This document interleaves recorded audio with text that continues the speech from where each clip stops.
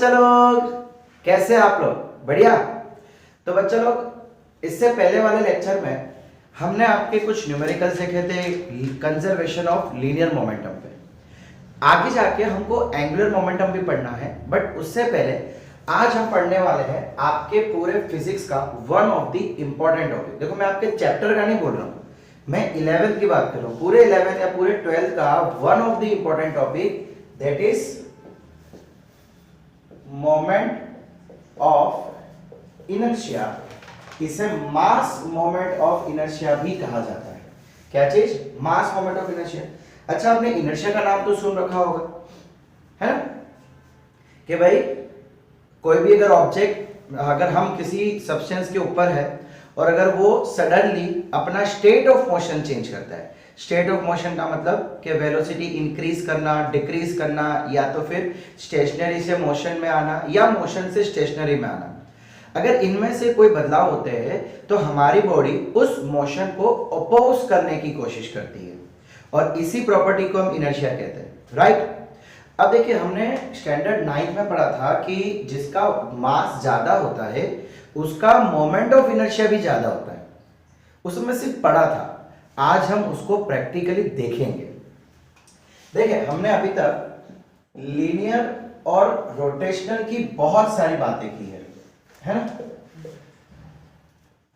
Linear में जो displacement होता था, रोटेशनल में वो थीटा होता है। फिर लीनियर की वेलोसिटी, यहां पे हम क्या लिखते हैं? Angular velocity. यहां का टेंजेंशियल एक्सेलरेशन और यहां का एंगुलर एक्सेलरेशन। फिर यहां से जनरेट होता था फोर्स, तो यहां से जनरेट होता था टॉर्क। बोलो, सही है? अच्छा, अगर मैं फोर्स की एक फॉर्मूला लिखूं तो वो होती है मास इनटू एक्सेलरेशन। तो इधर भी तो ऐसी कोई फॉर्मूला होनी चाहिए। अब अगर फोर्स के लिए टॉर्क है, सो टॉर्क की भी कोई फॉर्मूला होनी चाहिए। मतलब just like mass, r into F तो है ही, जो हमने हमारे लास्ट लेक्चर में देखा था, टॉर्क की सारी कहानी आर इंटू एफ तो है ही है, लेकिन ऐसी कोई फॉर्मूला भी होनी चाहिए जिसमें एंगुलर एक्सेलरेशन आता हो और साथ में कुछ और टर्म भी पॉसिबल हो। देखिए, अगर मैं डिस्प्लेसमेंट की बात करूं, मतलब लीनियर और रोटेशनल मोशन का रिलेशन, हम यहां पे क्या डिफाइन कर रहे हैं? लीनियर और रोटेशनल मोशन का एक दूसरे के साथ relation. So displacement is equal to क्या होता था? आर थीटा, जहां पे आर क्या होता था? रोटेशन की रेडियस। अगर कोई ऑब्जेक्ट यूं रोटेट कर रहा है तो सेंटर से, ये पाइवोट से उसका जो रेडियस होता था, दैट इज आर। याद आया? फिर ओमेगा क्या होता था? यानी कि linear velocity is equal to r omega. Similarly AT is equal to r alpha. ये सारे फॉर्मूलाज हमने हमारे सबसे पहले लेक्चर में देखे थे। यदि आपको ये फॉर्मूलाज याद नहीं आ रहे हो, सो आप मेरा पहला वाला वीडियो देख सकते हैं। अच्छा, सो बच्चे लोग, यहां पे भी एक फॉर्मूला, एक टर्म आता है जिसे हम कहते हैं I, and I is nothing but the moment of inertia. इसका मतलब ये हुआ कि लीनियर मोशन में, ट्रांसलेशन मोशन में जो रोल मास प्ले करता है, वही रोल रोटेशनल मोशन में इनर्शियल मोमेंट ऑफ इनर्शिया करता है। देखो, अगर कोई ऑब्जेक्ट है जो इतना हार्ड नहीं है, सॉफ्ट है, तो उसको गोल घुमाना ज्यादा आसान होगा, और वो हम जितना घुमाएंगे उससे ज्यादा गोल घूमेगा। या तो फिर जिसका मास ज्यादा होगा। यानी कि ये सारी चीज, देखो, अलग अलग ऑब्जेक्ट का मोमेंट ऑफ इनर्शिया भी अलग अलग होता है। क्या होता है वो हम देखने वाले हैं आज के चैप्टर में, आज के लेक्चर में। समझ आया कि मोमेंट ऑफ इनर्शिया हम क्यों पढ़ने वाले हैं, उसका क्या यूज होने वाला है? ठीक है, फटाफट इसका स्क्रीनशॉट ले लो, फिर आगे बढ़ते हैं। चलिए, 1 2 3 4 5।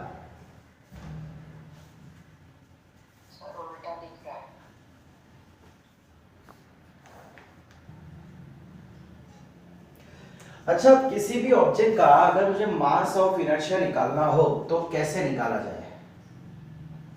सपोज करो कि मेरे पास यहां पे एक मास पड़ा है।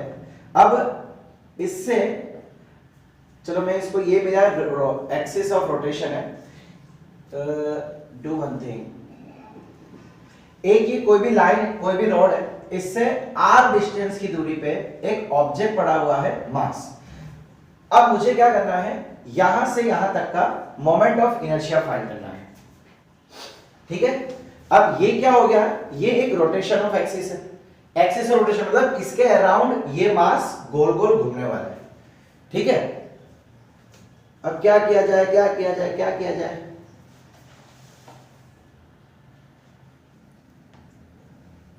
अब बच्चा लोग इसको है ना मैं फोर्स अप्लाई कर रहा हूं इस डायरेक्शन में, ठीक है। अभी सिर्फ ड्रॉ ऐसे कर रहा हूं, बट एक्चुअली ये फोर्स कैसा है, ऐसे बाहर से आता हुआ। अब अगर मैं इसको फोर्स ऐसे लगाऊंगा तो ये ऑब्जेक्ट यूं घूमना शुरू हो जाएगा, है कि नहीं। अच्छा, ये जो भी फोर्स लग रहा है, क्या मैं इसको ऐसा बोल सकता हूं F is equal to m में, हमने फिलहाल लीनियर की बात की है। अब मैं क्या कर रहा हूं बच्चा लोग, ये जो r है ना रेडियस, इसको मैं दोनों तरफ मल्टीप्लाई कर लेता हूं। व्हाट आई एम डूइंग, मैं इसको दोनों तरफ मल्टीप्लाई कर रहा हूं। सो ये हो गया RF और इधर हो गया MAR, बोलो सही है, ओके ना। अच्छा बच्चा एक चीज देखो, क्या ये RF परपेंडिकुलर बोल सकता हूं, देखिए ये फोर्स कैसा है, ये रेडियस और ये फोर्स, तो दोनों एक दूसरे को कैसे है, एग्जैक्टली 90 डिग्री पे है। अच्छा, RF परपेंडिकुलर हमने कुछ पढ़ा था, टॉर्क याद है, लास्ट टाइम हमने कहानी देखी थी, RF को क्या कहते हैं हम, टाउ, ओके। अच्छा एक और चीज यहां पे देखो, ये A के बदले क्या मैं एंगुलर एक्सेलरेशन की वैल्यू फॉर्मूला पुट कर सकता हूं। हम क्या कर रहे हैं, m a के बदले एंगुलर एक्सेलरेशन, एंगुलर एक्सेलरेशन यानी क्या था, r अल्फा, याद आया कुछ, r अल्फा। हम किसकी बात कर रहे हैं, हम रोटेशन की बात कर रहे हैं, इसलिए हमने रोटेशनल एक्सेलरेशन की वैल्यू पुट की। सो ये क्या बन गया finally, m r into r, r square into alpha. तो बच्चा लोग ये हो गई आपके टॉर्क की फॉर्मूला, जहां पे mr स्क्वायर कहलाता है इनर्शिया, क्या कहलाता है, moment of inertia. So moment of inertia की फॉर्मूला हो जाती है mr स्क्वायर, बिकॉज हमने क्या देखा था कि लीनियर में जो इफेक्ट एक मास प्रोड्यूस करता है, रोटेशन में वही इफेक्ट mr स्क्वायर प्रोड्यूस करता है। अब प्रैक्टिकली इसको देखा गया, देखो एक ऑब्वियस सी बात है कि आप जितना दूर किसी ऑब्जेक्ट को लेके घुमाओगे वो उतनी ही ज्यादा स्पीड से घूमेगा, उस पर उतनी ही ज्यादा टॉर्क लगेगी। हमने कल भी देखा था ना कि जितना डिस्टेंस ज्यादा होगा उतना टॉर्क ज्यादा होगा, सही बात है कि नहीं। चलो एक मैं आपको एग्जांपल दूं, मेरी गो राउंड देखा है ना, मेरी गो राउंड नहीं सॉरी, वो कौन सा एक झूला होता है ना, ऐसे चेन से बंधा हुआ होता है, गोल घूमता है, चेन से बंधा हुआ होता है, यहाँ पे बैठने की सीट होती है, जोर जोर से गोल घूमता है, वो झूला भी आता है बच्चों का ऐसा, ठीक है। अब उसमें क्या होता है, उसमें जो चेन बांधी होती है वो बहुत लंबी होती है, उसी वजह से आपके ऊपर टॉर्क ज्यादा लगता है। देखो अगर आप कभी उस झूले पे बैठो ना तो ऑब्जर्व करना कि वो इतनी स्पीड में घूम नहीं रहा, जितनी स्पीड में आपको घूमते हुए नजर आ रहे हो उतनी स्पीड में वो नहीं घूम रहा है। एक्चुअली हो क्या रहा है कि वहां से डिस्टेंस ज्यादा है, चेन की लेंथ ज्यादा कर दी है, तो टॉर्क ज्यादा लग रहा है। इन शॉर्ट आप गोल गोल ज्यादा घूम रहे हैं, समझ आ रहा है, वहां भी लॉजिक फिजिक्स ही लगा है बच्चा, जितने भी झूले ना सब में फिजिक्स ही लग रहा है, समझ आया।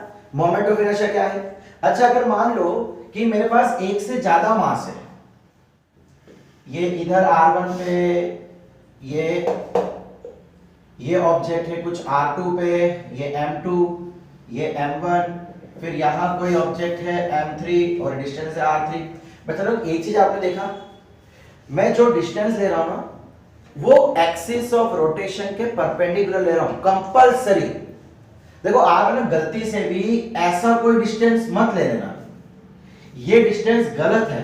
डिस्टेंस कैसा होना चाहिए, एक्सिस ऑफ रोटेशन से परपेंडिकुलर, एक्सिस ऑफ रोटेशन से परपेंडिकुलर डिस्टेंस होना चाहिए कंपलसरी।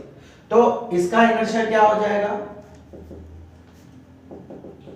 m1 r1, इसका इनर्शिया क्या हो जाएगा m3 r3, और इसका इनर्शिया क्या हो जाएगा m2 r2।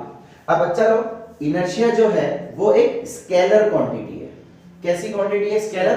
तो हमें क्या करना है, अगर हमारे पास सिस्टम ऑफ पार्टिकल्स है, सिस्टम ऑफ पार्टिकल्स है, तो टोटल मोमेंट ऑफ इनर्शिया जो है वो सिंपली सबका एडिशन हो जाएगा, m1 r1 plus m2 r2 plus m3 r3 and so on. यानी इससे हम ऐसा लिख लेंगे mi ri i 0 to n, मतलब जितने भी n मतलब जितने भी पार्टिकल्स यहाँ पे मौजूद हो। समझ आया? सॉरी m1 r1 स्क्वायर है, सॉरी mr स्क्वायर है। अच्छा, मोमेंट ऑफ इनर्शिया का यूनिट क्या हो जाएगा? मास के लिए kg, r स्क्वायर के लिए metre square. kg metre square is the unit of inertia. समझ आया बच्चा लोग? क्लियर होगी यहां तक की कहानी? ओके बच्चा लोग, चलिए देख लेते हैं कुछ क्वेश्चंस। बस मोमेंट ऑफ इनर्शिया की कहानी इतनी ही थी। अब मुझे यहां पे 4 मास दे रखे हैं,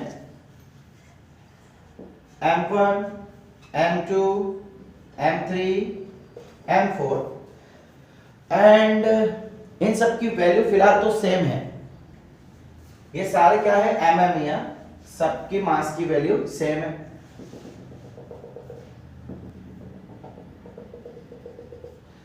ओके, और ये एक्सिस ऑफ रोटेशन है, इसको यू बीच में से पूरे सिस्टम को गोल घुमाया जा रहा है। ठीक है, ये डिस्टेंस हमको बोल दिया है a और ये डिस्टेंस हमको बोल दिया है b। अब हमको बोला गया है find the inertia of mass या मोमेंट ऑफ इनर्शिया, और फॉर्मूलास कुछ दे, ऑप्शंस कुछ दे रखे हैं, mb square, 2mb square, ma square, 2ma square. चलिए निकाल पाएंगे आप खुद? मोमेंट ऑफ इनर्शिया एक स्केलर क्वांटिटी है, चारों के कारण मोमेंट ऑफ इनर्शिया निकालो एंड ऐड कर दो। अच्छा, मैंने एक चीज आपको कहा था कि जो डिस्टेंस होना चाहिए वो कंपलसरी परपेंडिकुलर होना चाहिए, मतलब आप ये डिस्टेंस लेंगे। सो ये डिस्टेंस कितना हो जाएगा? अब ये इसके मिडल में है तो ये a/2, ये भी a/2, ये भी a/2, ये भी a/2। ठीक है, सो मोमेंट ऑफ इनर्शिया चारों का एडिशन हो जाएगा mr स्क्वायर। अब देखो इसकी बात करूं तो m a/2 का स्क्वायर प्लस इसकी बात करूं सो m a/2 का स्क्वायर, सिमिलरली ये भी वही हो जाएगा m r स्क्वायर। सो m r के बदले a/2 एंड अगेन वही कहानी। बोलो सही है? ओके, देखो ये 4 बार आ रहा है, 1 2 3 4। क्या मैं इसको ऐसा लिख सकता हूं? 4 times m a/2 whole square. ये क्या हो गया? 4m a स्क्वायर बाय 4, 2 का square 4। Option number C is the correct answer. ठीक है, क्लियर? चलो फटाफट इसका स्क्रीनशॉट ले लो।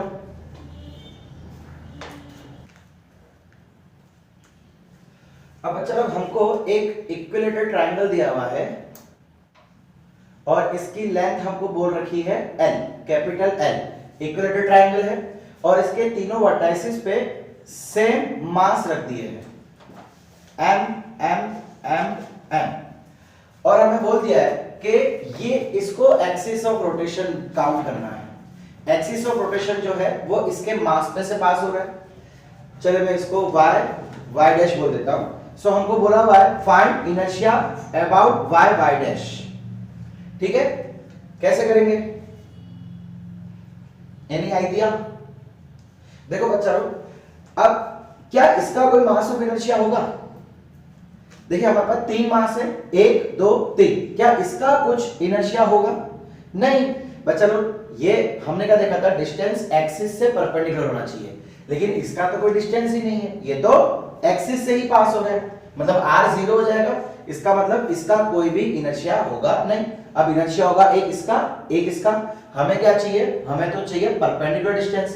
तो यहां से परपेंडिकुलर डिस्टेंस l वो तो हमको दिया हुआ ही है ना। देखो यही डिस्टेंस तो परपेंडिकुलर होगा। अब इसका भी परपेंडिकुलर डिस्टेंस चाहिए। चलो गलती से भी ये वाला डिस्टेंस मत लेना, ये डिस्टेंस अगर आप ले लेंगे तो वो गलत हो जाएगा। कंपलसरी हमको चाहिए परपेंडिकुलर डिस्टेंस। तो ये कितना हो जाएगा, अगर देखा जाए जो दिख रहा है तो मेरे को ये इसका आधा दिख रहा है कि नहीं, बट कंपलसरी नहीं है कि हमेशा आधा ही हो। चलिए देख लेते हैं। इक्विलेटरल ट्रायंगल है, इसका मतलब ये एंगल 60 होगा, ये z बन रहा है तो ये भी 60 होगा। अब कुछ नहीं करना है, ये लेंथ और इसका cos 60, ये लेंथ का कंपोनेंट, लेंथ का कंपोनेंट क्या हो जाएगा l cos 60 एंड cos 60 क्या होता है 1/2, सो ये क्या हो जाएगा l/2, यानी कि यस ये डिस्टेंस रहेगा l/2। अब तो बहुत आसान है, अब क्या करना है ml² प्लस ml/2 का होल स्क्वायर, वो हो जाएगा आपका मोमेंट ऑफ इनर्शिया। कर पाओगे तो ये आपको खुद करना है, बस खाली ये मेरे को समझाना था इसलिए मैंने वो आपको बता दिया। अब अगर इसी में एक्सिस ऑफ रोटेशन को कुछ अलग कर दिया जाए तो, यानी ये हमने फिर से इक्विलेटरल ट्रायंगल है, दिख नहीं रहा लेकिन इक्विलेटर है, और इसका भी हमको लेंथ l दे रखी है। अब हमको बोला हुआ है कि आप एक्सिस ऑफ सेंटर जो है वो सेंटर से ले लो, सेंटर से, यानी ऑल्टीट्यूड जो होता है वो। तो इस बार क्या हो जाएगा, इस बार इनर्शिया इसका और इसका ढूंढना पड़ेगा। क्यों? बिकॉज ये हमारा मास तो रोटेशन ऑफ एक्सिस से पास हो रहा है, तो इसका तो कोई परपेंडिकुलर डिस्टेंस होगा ही नहीं। सो यहां से यहां तक का डिस्टेंस l/2, यहां से यहां तक का डिस्टेंस l/2। ऑल्टीट्यूड है ना, इक्विलेटरल ट्रायंगल में ऑल्टीट्यूड और मीडियन एक ही होता है, तो ये मीडियन भी हो गया।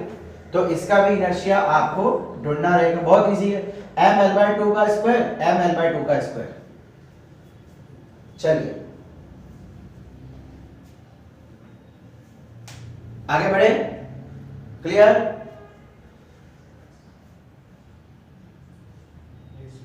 ओके,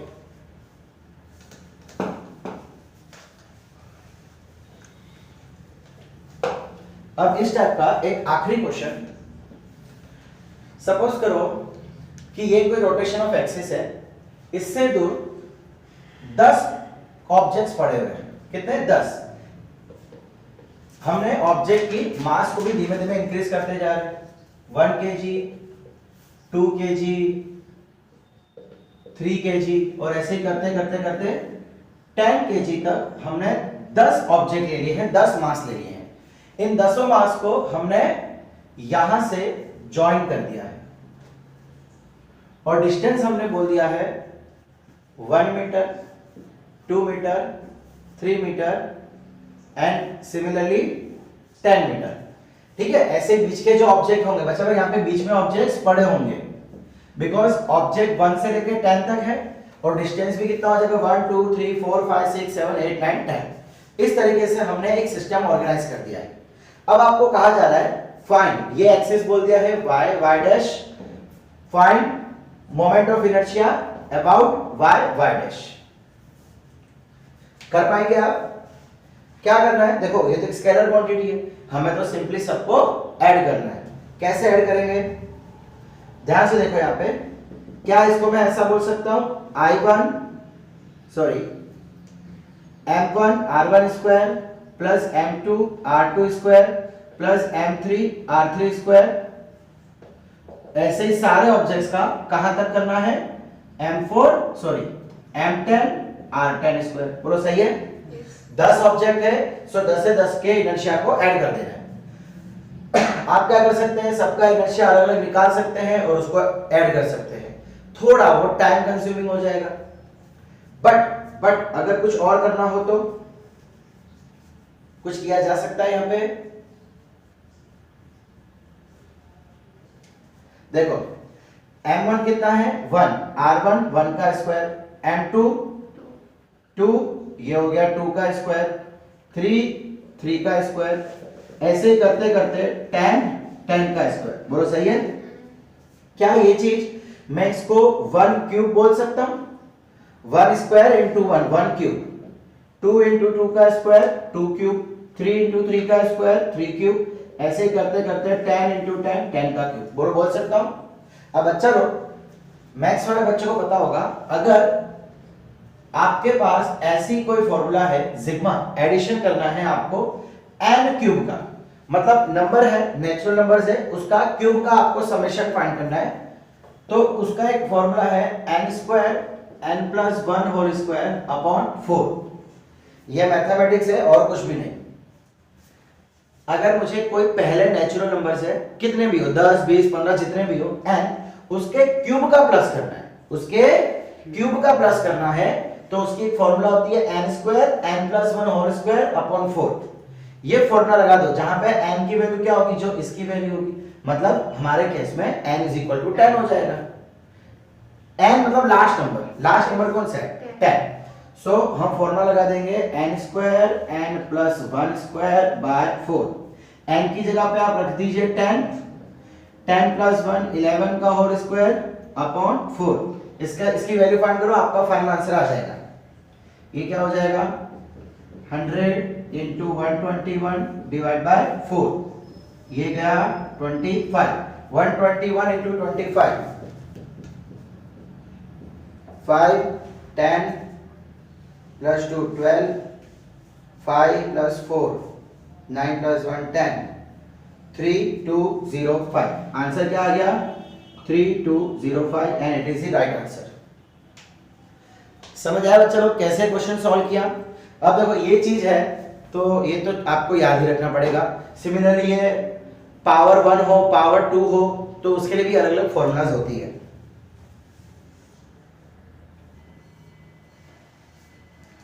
तो बच्चा लोग मोमेंट ऑफ इनर्शिया की कहानी यहाँ पे पूरी होती है। देखो एक्चुअली अभी हमने जो फाइंड किया ना वो कैसा था डिस्क्रीट मास के लिए कि पार्टिकल्स के मास अलग अलग है। अब अगर हमारे पास एक कंटिन्यूअस मास आ जाए तो inertia of continuous mass system, मतलब बच्चा लोग अगर आपको याद हो तो सेंटर ऑफ मासेस के लिए भी हमने ऐसा ही कुछ किया था। पहले हमने अलग अलग पार्टिकल्स लिए थे, सबके मास अलग अलग थे, उसके लिए सेंटर ऑफ मास ढूंढा था। फिर हमने एक कंटिन्यूअस ऑब्जेक्ट लिया। कंटिन्यूअस ऑब्जेक्ट का मतलब क्या है, पहला बच्चा लोग मैं एक वन डायमेंशनल वायर ले लेता हूं।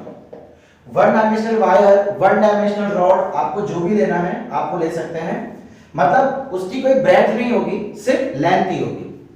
एक पतली सी डोरी, ठीक है। फिलहाल भले मैं आपको थोड़ा चौड़ा करके दिखा रहा हूं ताकि आपको समझा सकूं, बट एक्चुअली इसकी कोई विड्थ नहीं है, बस इसकी जो भी है लेंथ है। अब मुझे इसका मास ऑफ इनर्शिया फाइंड करना है, सॉरी मोमेंट ऑफ इनर्शिया। बस चलो जरा ध्यान से देखना, मैं क्या कर रहा हूं, मैं पॉइंट ऑफ रोटेशन जो है वो दो अलग अलग लेने वाला हूं। ये केस 1 ले लेता हूं जिसमें मैं पॉइंट ऑफ रोटेशन ये ले रहा हूं, मतलब ये मेरा एक्सिस ऑफ रोटेशन हो जाएगा। ये जो ऑब्जेक्ट है ये यूं गोल घूम रहा है, ये सेंटर ऑफ एक्सिस, ये ऐसे ऐसे गोल घूम रहा है, ठीक है। अब बच्चों यहां पे क्या है कि मास जो है वो यूनिफॉर्मली डिस्ट्रीब्यूटेड है, यानी कि जितना मास इस पोर्शन का होगा उतना ही मास इस पोर्शन का भी होगा। ये दोनों का लेंथ सेम है, ये जो सेक्शन है और ये जो सेक्शन है दोनों का लेंथ सेम है, तो दोनों का मास भी सेम यानी यूनिफॉर्म है। आप कोई भी एक पर्टिकुलर लेंथ ले लो, उसका मास हमेशा आपको सेम मिलेगा।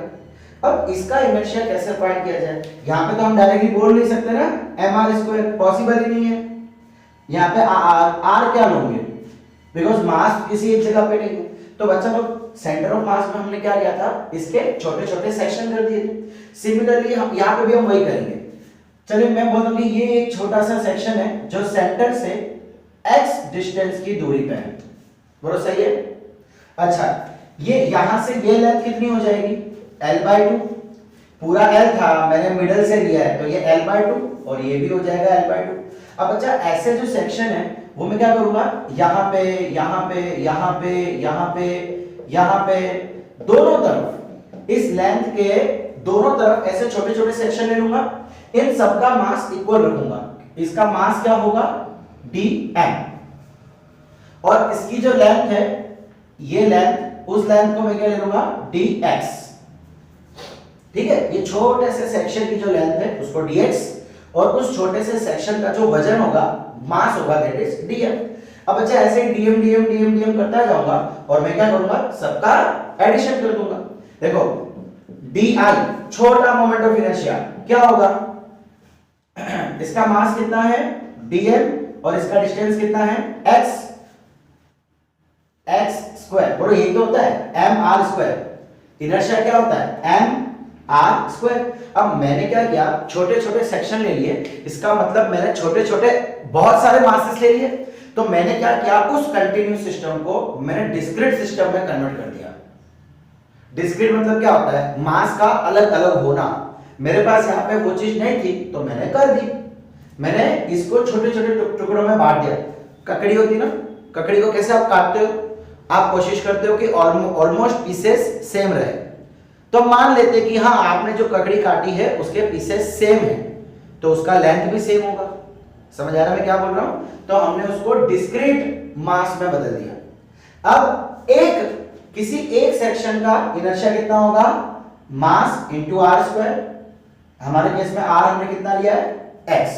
अब हम क्या करेंगे, अगर मुझे टोटल इनर्शिया चाहिए तो मैं इसको इंटीग्रेट कर दूंगा, ठीक है। सो ये हो जाएगा आई इंटीग्रेशन dm x स्क्वायर।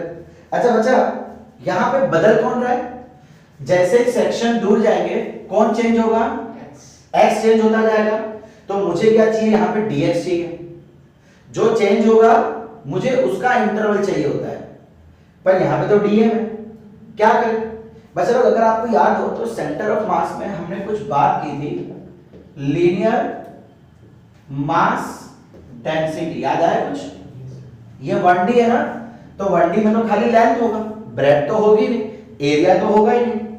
सो इसको हम किससे डिनोट करते हैं, लैम्बडा से, और इसकी फॉर्मूला क्या होती थी, मास अपॉन लेंथ। जिन बच्चों ने centre of mass of uniformly distributed mass नहीं देखा है, प्लीज पहले वो एक बार देख के आना, उसमें हमने इसकी डिटेल डिस्कशन की थी। सो यहां पे मैं डिटेल में अब नहीं जाऊंगा। बच्चा लोग हमारे केस में मैंने ये सेक्शन लिया है ना, इस केस में मास कितना है dm और लेंथ कितनी है dx, बोलो सही है, ठीक है। तो क्या यहां से dm की वैल्यू मिल जाएगी, dm is equal to lambda dx। इसको उठा के यहां पुट कर दो, इंटीग्रेशन dm की जगह लैम्बडा dx x स्क्वायर। अच्छा इंटीग्रेशन कहां से कहां तक करेंगे बच्चा लोग, यहां इंटीग्रेशन करने के दो तरीके हैं। आप जहां से सेंटर ले रहे हो उसको 0 मान लो, आप क्या करो यहां से लेके यहां तक ऐड कर दो, 0 से l है ना, सॉरी l/2, सॉरी ये डिस्टेंस कितना है l/2, तो ये क्या हो जाएगा, ये पॉइंट का जो कोऑर्डिनेट है x कोऑर्डिनेट वो l/2 हो जाएगा। तो आप क्या कर सकते हैं, इसको 0 से 2 तक इंटीग्रेट करके 0 से l/2 उसको मल्टीप्लाई करते हैं 2 से, क्यों, जितना यहां का है उतना यहां का भी है। तो हमने क्या कर दिया, यहां का इंटीग्रेशन करके उसको 2 से मल्टीप्लाई कर दो, ये पहला तरीका। दूसरा तरीका, अगर ये l/2 है तो क्या ये -l/2 हो जाएगा। तो हम क्या करेंगे, इंटीग्रेशन यहां से यहां तक, मतलब -l/2 से +l/2 तक, और फिर इसको नहीं लगाएंगे। समझ आया? हम अभी इसको देख रहे हैं, आप चाहो तो घर पे वापस से जैसे मैंने पहले कहा था 0 से l/2 तक करेंगे, इंटू 2 कर देंगे, आंसर सेम होगा। चलिए स्टार्ट करें। देखो लैम्बडा कांस्टेंट वो तो बाहर आ जाएगा, -l/2 से +l/2, x स्क्वायर को आगे लिख लेते हैं dx। x स्क्वायर का इंटीग्रेशन पता है आप लोग को, लैम्बडा x स्क्वायर का इंटीग्रेशन क्या हो जाएगा, x³/3, कहां से कहां तक, -l/2 से +l/2। अच्छा क्या लैम्बडा के बदले अब मैं ये फॉर्मूला वापस पुट कर सकता हूं, लैम्बडा तो एक कांस्टेंट वैल्यू है, वो कभी भी चेंज नहीं होती है, वो मास और लेंथ का कांस्टेंट है, मास अपॉन लेंथ। सो मैं यहां पे क्या कर रहा हूं, total mass upon total length रख रहा हूं, clear. Upper limit minus lower limit. अच्छा बच्चा ये जो 3 है ये मैं इसको बाहर निकाल देता हूं, 3 को बाहर ले लिया, x की जगह पे l/2 का होल क्यूब माइनस l/2 का होल क्यूब, बोलो सही है। अपर लिमिट माइनस फॉर्मूला का, और ये -l/2 है इसलिए मैंने x की जगह पे -l/2 रखा, लोअर लिमिट। सो ये हो गया m/3l इनटू ये क्या हो जाएगा, l³ / 8 माइनस माइनस, देखो ये क्यूब है तो क्यूब की वजह से माइनस तो रहेगा ही रहेगा, लेकिन ये माइनस माइनस प्लस हो जाएगा, एल क्यूब बाय 8, बोलो सही है।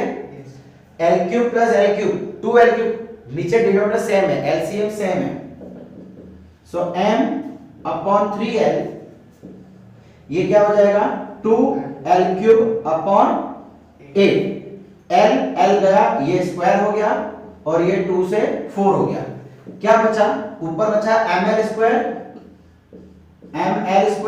नीचे बचा 4 3 12, ml स्क्वायर बाय 12।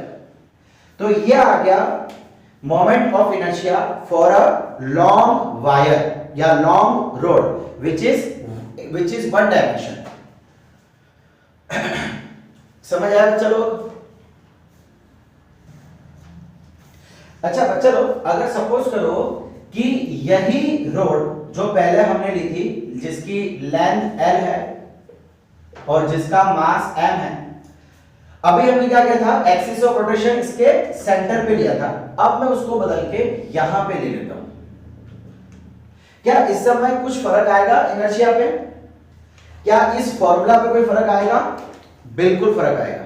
या आप खुद करेंगे, कैसे, सब कुछ वही रखना है। सपोज करो कि मैं यहां से छोटा सेक्शन ले लेता हूं जिसका मास है dm और जिसकी लेंथ है dx और यहां से इसका डिस्टेंस x, सब कुछ वही रखते हैं, खाली इंटीग्रेशन की जो लिमिट है ना वो चेंज हो जाएगी।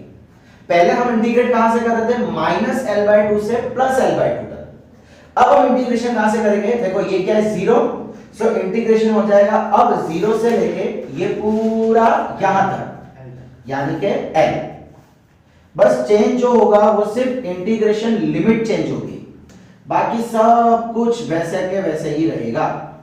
0 से l, 0 से l, यहां भी 0 से l, इधर क्या हो जाएगा एक बार l क्यूब माइनस ये हो जाएगा पूरा 0, ये 3 बाहर निकाला था तो वो गायब, लैम्बडा की जगह पे मास बाय लेंथ, ठीक है।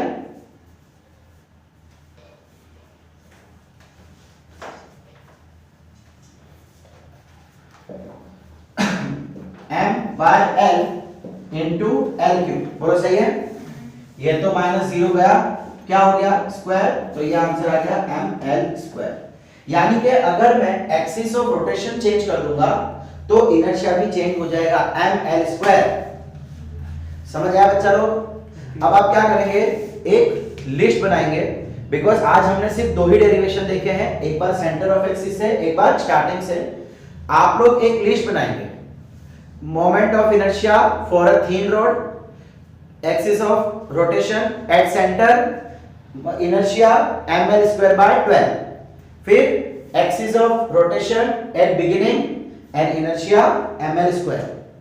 क्लियर। और ये चीज आपके टेक्स्ट बुक में भी नहीं दी हुई है बच्चा लोग, क्लियर हुआ। तो स्टूडेंट्स आज का लेक्चर हम यहीं तक रखते हैं, इसके अगले लेक्चर में हम ring, sphere, hemisphere, cylinder, disc, इन सब के बारे में डिस्कस करने वाले हैं और यही कॉन्सेप्ट, यही डेरिवेशन चलेगा। सो प्लीज इस चीज को एक बार रिवाइज करके आइएगा, अच्छे से देख के आइएगा। Thank you.